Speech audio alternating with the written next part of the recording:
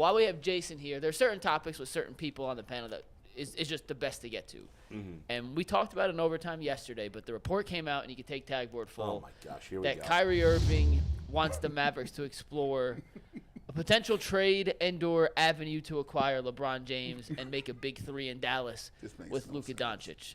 We spoke on the show yesterday in overtime about the ridiculousness of that nature, considering the Mavericks have nothing to trade without trading Luka Doncic for LeBron. Also, Kyrie's a free agent and not currently a member of the Mavericks. So, isn't it interesting that both teams in the NBA Finals have one superstar?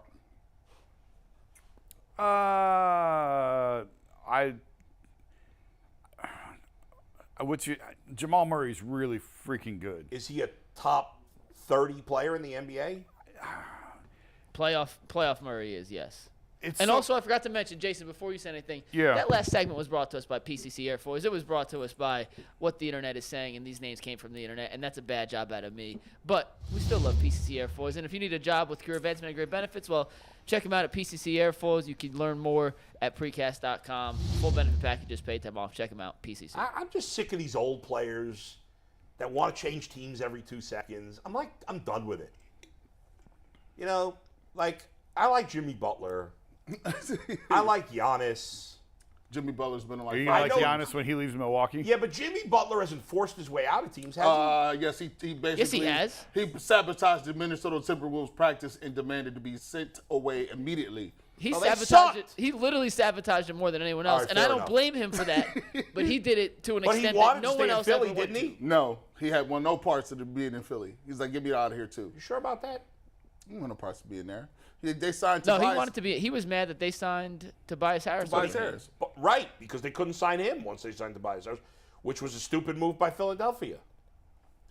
Fact. Very stupid. Terrible to say. Anyway, I still like Jimmy Butler. I don't know. I like Butler. I don't know. I'm done with Kyrie. I'm done with all those old guys. I'm done with Durant and Westbrook and LeBron. You done with that old guy? Except for LeBron, even though he's a Nick like the rest of them. I'm done with all of them except for LeBron. Can't stand Durant. I don't like Westbrook. I don't like all these old guys. You know what? I've grown to like Steph Curry. At least he stays on the freaking team. Why would he leave? Look at the team around him. Kevin Durant left. Kevin Durant listens to too many people, and he had to go. I'm just sick of that crap. Kevin's got to win a title away from them. Give me more Giannis's. Give me more Jokic's, and maybe they'll be a pain in the ass in a couple of years. I don't know. Giannis will not retire in Milwaukee. I'll tell you that right now. That's not happening. He's leaving. All right, so back to the topic at hand. Sorry. Kyrie, LeBron, Dallas. How is he recruiting to Dallas? He's a free agent. This is the dumbest thing This I've makes ever my heard. head hurt. Kyrie makes my head hurt. Kyrie should be going to L.A. He shouldn't be trying to get more people to Dallas. I was a little surprised by this, only because it's not like he has any great affiliation to Dallas or any great alliance to Dallas. He just got traded there a couple months ago.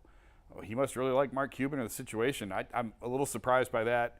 I'm sure LeBron cackled at him and hung up. No, not really, but this is not happening. This is not real life. I want Kyrie to go to the Lakers, and I want them to fail miserably. Well, I hope that happens. You may get your wish. I still think Kyrie. I think LA is the perfect fit for Kyrie. We talked about that on the show a couple weeks ago. That's So what is this? What is he doing here with this? Staying relevant. Last week he whined about people talking about him. Now he's putting this out. If you're asking me to tell you what's going on in Kyrie's head and what his motives are, I got no answer for you, because he is his own dude and he does it his own way. But there's no logical path for that to even happen. I don't know why LeBron would go to Dallas. We talked when his last year in Cleveland, when I kind of it was over, and we had a conversation. It's funny, we were actually in Dallas when we had this conversation about how many is too many teams to play for. And he said when Michael left Chicago, that's when he realized there is no such thing as like one team and loyalty and all that. Like he said, I could never imagine Michael being on any other team but the Bulls. And when Michael showed up in a Wizards uniform, that changed everything. That's not the same as what he's done, though. But that's silly. But I mean, at the time he was only on 2, going to 3, and he said there does come a point where it's too much, where you don't want to bounce around. And he didn't say this. I'm saying this. Someone like Shaq, like how many teams did he play for at the end? And I do think that it does water down your legacy a little bit when you bounce too much. I don't see LeBron. I think LeBron finishes his career in LA or Cleveland. I don't think there's any other stops anywhere else. And Dallas just doesn't make any sense for multiple reasons. Mavericks don't have the assets to acquire him. Jeannie Buss has been on record saying if she was ever given another talent like Magic and Kobe, she would never lose him. She would do everything she could to keep him. She's certainly not going to trade LeBron to Dallas. It's nonsense. It's typical Kyrie nonsense. See, this is more than anything, and I don't know who said this. I was listening to some podcast, and there happened to be a rap podcast, and some guy said, you know, when you're an NBA player and you get a check, do they get paid bi-weekly or monthly or something like that? Yeah, I think it's every 2 weeks. So every 2 weeks they get a check. I think. And he's saying like, every 2 weeks you get a check, and you getting 800, 900, $1 million every 2 weeks. He's like, at the end of the day, you don't care about a lot of other stuff. It desensitizes you to a point where it's like, okay, so I shot 0 for 10. I still got a direct deposit for $1.2 million. Yeah, right. And so after a while, you just become addicted to the flair. You become addicted to the life. And more than anything, if you watch, Kyrie Irving has done things traditionally in the last few years of his career. Like him not getting vaccinated, he acted like it was some great stand. Kyrie don't care about that. He was being contrarian at that point. He's like, hey, everybody else is getting a vaccine. I refuse to. You know what? And by the way, I only want to play on away games. Oh, you know, I want to be here, but I don't want to be here. James Harden could leave, but now I don't and do. But I want a max deal too. He does this stuff to like stay relevant, viable. Like he does these things, and then we talk about it, but he knows good and well they ain't got no money, no cap space. And I don't even know as a basketball fit would it work. I mean, come on. Last time I checked, Luka got the ball every play. All plays. Last time I checked, LeBron has the ball all the time. Like I don't even know if from a basketball standpoint if it would work. It would be interesting, but yeah, I think he's just talking. It's just Kyrie. That's it. That's all. Kyrie's a clown. It's a shame because he's a great player, but he distracts from it with all his nonsense off the field and all the injuries. Not obviously that's not completely his fault, but I would be anxious to see how he would have been perceived if he would have just stayed here and played his whole career in Cleveland. Oh man, and not been acted stupid off the field. He would be beloved. I mean, people around him were telling me his second year they had to get him out of Cleveland. His second year. Before the second year, before the second season. But if they're not going to take winning seriously, we have to get him out of there. Well, he doesn't take winning seriously, does he? Well, I'm just telling you, going into the second year, that's people. So was Deion Waiters that bad, or was it? Oh, him and Deion, that was never going to. Deion didn't understand why everyone thought Kyrie was better than him because Deion thought he was better than Kyrie. And Deion had the alpha mentality and didn't understand why everyone deferred to Kyrie. That was a disaster. They truly did not like. What happened? Like he just was out of basketball. He got a big contract. Right? He got paid, and now he's out now. He's out of basketball now. But he didn't play that long. He was a difficult. Yeah. When they traded him, I remember talking to someone in the organization and said like, if JR f's up, he's going to f up off the court. Deion was effing us up on the court.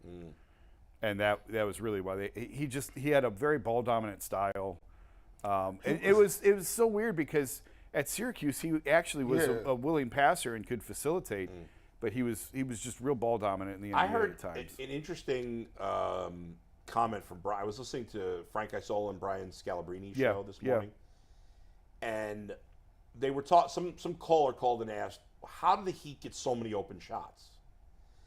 And he said the reason they get so many open shots is because they're the most patient team in the NBA. That even though 24 seconds doesn't sound like a lot, it is.